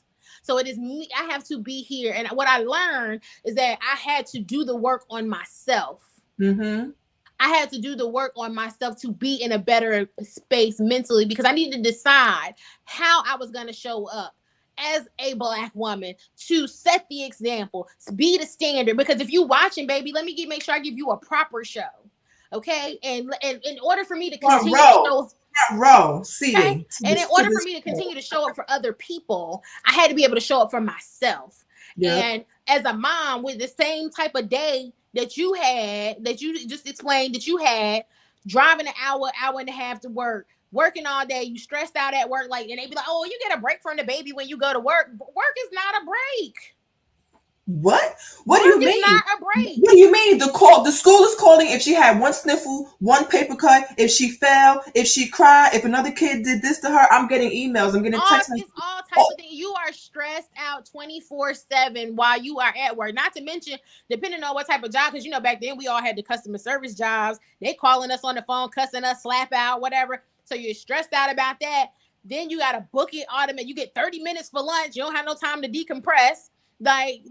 You break down and you cry, and I remember, and I probably should have cried more back then when it was needed just to get it out. And I say, our mental health was horrible, and that's why I'm so big on mental health now with people, my goal in the next year is to start my nonprofit, and it's going to be geared towards single moms, women, children, girls specifically, to their education, equality, all of that, because there's still very much so a need for that. I want to teach single moms how to interview, what your resume needs to look like, how you need to show up, how to navigate corporate America, dealing with microaggressions from other people just because you are Black, because you are this type of person. I want you to understand that you, just because you came up this way, I don't want you to have to be like that. I don't want you to have to learn the hard way, because I did. I was just super blessed to come in contact with people that wanted to help me, that would show me differently. I want to be able to, I want you to, like, even though, because even in my outside of corporate work, I'm a makeup artist. You can't tell now because I ain't do my makeup, but I want to show you how to beat your face accurately. I want you to have that self-confidence. I love when a woman gets out my chair and when she looks in the mirror, she feels good about herself. I want you to, like, you know, I want that confidence to help you. Like, and that's something that a lot of women lack. Like, most people walking around faking the funk, but confidence is the thing that a lot of women lack. Did my makeup for my engagement photos? I did not take it off. All I did was change the lipstick, and I said, look, new face. I sent you a picture. I said, look, all I did was a new face. Who this? I was like, listen, I had one shade of lipstick in the picture, and then that same night was my engagement dinner. All I did was change the lipstick to a red lipstick, and I was like, listen, I did not want to take that off. Even in my wedding photos, everybody was like, look at your brows. I was like, those brows are artists by Diva Boss. I just work with what you got. I work with what my natural canvas have. And I wanted to understand that there's an unrealistic standard that women are held to, is an unrealistic standard of beauty out here. Well, in the world of plastic surgery and lip fillers and lasers, and like, we got texture in our skin, we got pores, we got wrinkles, we got lines, and we still bad. We get gray hair, our boobs might sag, we got little booties matter, big booties matter, everybody matters. You got stretch marks are beautiful. I brought life into this world, and like Cat Williams said, either stretch marks came from when you was small and got big, or was big and got small. Like, either way, right? Either way. I am a proud feminist. I want to see people win. If I have an opportunity to put you on, I'm going to put you on. I'm going to encourage you. I will kick you in your butt if you need it, and I will check and correct you. And I'm going to be unapologetic about it, but it doesn't have to be done in a nasty way. I want to support all my sisters. I want and even my white counterparts. Like, I want to see everybody win, because it's so much hate and negativity in the world. I feel like you have to be able to, be a light, and let people know it's okay. Hey, you good over here. This is a safe space. Yeah. And I don't think people feel like that. I think especially when you profess to be a strong Black woman, you automatically are perceived in a negative light, which is why a lot of the times is not always like that. And it's because of stuff that we've had to go through. Absolutely. So just like what you asked me, like, that was just one day. I had to do that every day. And then on Saturday and Sunday, it wasn't even necessarily a break either, because, it's like, I've been to work and I've had 5 long days. During the weekend, I just want to relax and just do. Can't do that because you got to run after a little person. But then you got to run after a little person, and then you also don't want. One thing that I thank my mother for is I don't have bad childhood memories, right? My mother used to always say I used to have a lot of fun as a kid, and I try to remember that when I've been raising Jasmine, try to make sure that she's a fun kid, and that she has sometimes she has too much fun because she decides to have her fun during class, and I get an email about it. She's her mom's child, and she's going. I get all kinds of emails about Jess. Well, I mean, she's my kid. So every time I tell to somebody, they're like, she's your kid. She's just like you. And I'm just like, first of all, don't do that. That's not helping me. It's being real though. I know she's a mini me. What I'm trying to say is I need her to not be a mini me. She can't help it, because Haven sometimes hate the school call, and Haven done said something to somebody or did something. I'd be like, God dang it. That is my child. Listen. And I can't fall. I'd be like, Muff, it's the time. So I have, because her nickname Muffin, but I call her Muff for short. Now she's getting older. I'd be like, Muff, I have to teach her it's a time and a place. Yes. That kind of thing. But I always had that question, about a mom and mental health, because even with me, I try to make sure I do have some bad childhood memories, and childhood trauma that I have to overcome. Me and my brother talk about it all the time. And I tried to make sure, I got him in therapy as well, because, Black men, your mental health matters too. Please go talk to someone. Please Yes. do. Yeah. You know, I want everybody to be happy and healed. Absolutely. I agree with that. King instead of empty throne. Lord, bring on the kings. Right. Bring on the kings. I've heard that your delivery is more important as well because we can come off as angry Black women. Yes. That was a good one. And Who that, said that? again, Raven? Was that Raven? No, that was Brandy. Brandy. Oh, Brandy. And that is very true. That they coincide. The strong Black woman is usually angry, but a lot of people think that she's angry, and it's not necessarily the case. It's just that there is a story to tell. We speak with passion. We speak with authority. We speak with directness. And if you perceive that to be anything other than that, because my dad was, you know what, the funny thing is my dad was loud. My mom and my dad was loud. I was just determined to be loud. And I remember I was like, Daddy, you always yelling. I ain't yelling. This is just how I talk. I'm passionate. Yeah. That's how it is. That was something I had to, like, that's something I'm still learning to work on, like my delivery. Because I can have the best intentions, but I'm such a direct person. I'm going to just say it. And when people are like offended, I just asked the question, why are you upset? I'm not upset. Like, are we being sensitive in your feelings? Brandy saying the quiet part out loud. Angry Black woman, yeah, for real. Yeah, you can't never cause conflict. And you know, the funny thing about it is I remember I had this old AVP at work.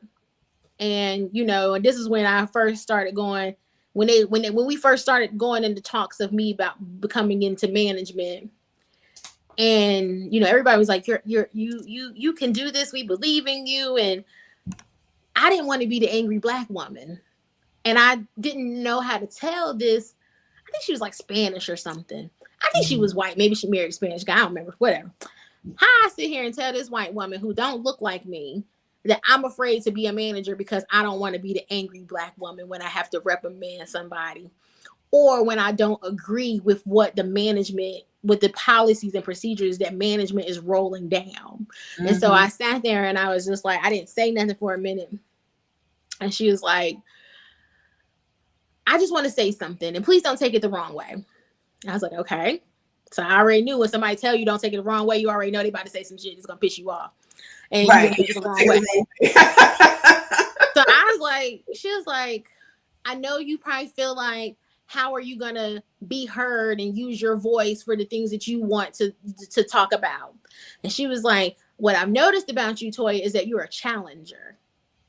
And so now I'm like, okay, I'm off defense mode now. Like, oh, I was like, you know what? That is a good way for me to say it. I am a challenger. Because I'm the type of person, I'm going to speak up if I see something wrong. If I don't like something that's happening, I'm going to say something. So, I've been told that too, that I challenge people to. I'm a challenger. She said, Toya, I welcome that in my managers. She's like, I welcome that in my managers, my management team. She's like, only thing that I ask you is that if you're going to be a challenger, come with some solutions. I said, okay. So now, again, that switched my mindset from being a challenge. I'm still a challenger, but now I'm all about solution-based. Like I'm solution-based with certain things. So if I spot something that is a need for something, I come up with something that I think would fix it, or, you know, like to fill the need. And, you know, and it's been working, you know, for me so far. That's all I can say. But it's okay to be a challenger, and you just position it in a certain way that it doesn't come off where you popping off and you correcting and checking. Because we all know we all can snap our neck and roll our eyes, snap these fingers with the best of them. And you know, I get my nails done faithfully, so I talk with my hands, and you gonna hear me, you gonna feel me. And like Tammy Roman said, I can talk with my hands, but you better not. Right. I'm gonna be threatened. Like, you know what I'm saying? That's all. But yeah, so I encourage all Black women, be a challenger. Anybody, be a challenger, but come with some solutions. There you go. So we're gonna wrap this up. Toya, if you can describe or give your final thoughts on the myth of the strong Black woman, what would you say? My thoughts on the myth of the strong Black woman is it's not a myth. We're strong because we have not been given a choice. We stand up because we have to. We are the backbone of the man, the black man, the family, the household. Like Bernadette held the company down for 20 years. Listen, we didn't have a choice. So that is the myth. So the myth is that we were given an option and we were not. That is that's how I feel about the myth of the strong black woman. We just didn't have an option. We had to be strong. Because who else was going to do it? Because we the queens of, I'm going to just do it myself. Okay, like I should put that on the shirt. You know, my shirt say, fuck it, I'll do it myself. Yes, that's it. Because a lot of the times it's been like that. My final thoughts is I'm going to echo what you said. It really isn't a myth. We are strong black women. That is not to downplay any other type of woman. That is not to appear as if we're better than any other type of woman. Absolutely. But in certain situations where we have to profess that and make that known, it is usually because we have to defend ourselves in situations where people don't think we can survive and thrive, right? Because we are black women. We do get downplayed a lot. We don't always get the recognition that we deserve. There are things that we do well that other women do, and they get recognized for it. People call that appropriation, and a lot of the times we have to tell you who the originator is, and a lot of times that is imitated, baby, right? But never duplicated. And we have to make sure that that this is known so that we can get the stigma off of being the strong black woman, but also give people understanding as to where that comes from. Right, where it came from. Agree.